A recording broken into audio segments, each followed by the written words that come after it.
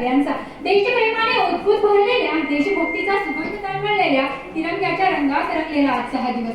उत्तरेत समुद्रस्य हिमाचलचे व दक्षिण वर्षतः भारत नाम भारती यंत संतति, अर्थात समुद्र के उत्तर में और हिमालय के दक्षिण में जो देश है उसे भारत कहते हैं और भारत में रहने वाले हम सब भारतीय हैं. आपण म्हणतो आपण राष्ट्रभक्त आहोत. तुम्ही खरंच राष्ट्रभक्त आहात का?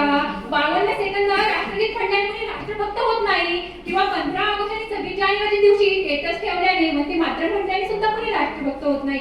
तर राष्ट्रभक्त होता येतं राष्ट्र उभारणीच्या भावनेने, राष्ट्रभक्त बनता येतं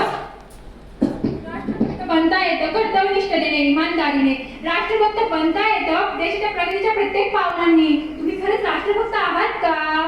स्वतःला प्रश्न पडा. जर प्रश्न पडला नसेल तर प्रत्येकाने तर प्रश्न पडायलाच हवा की आपण राष्ट्रभक्त आहोत का?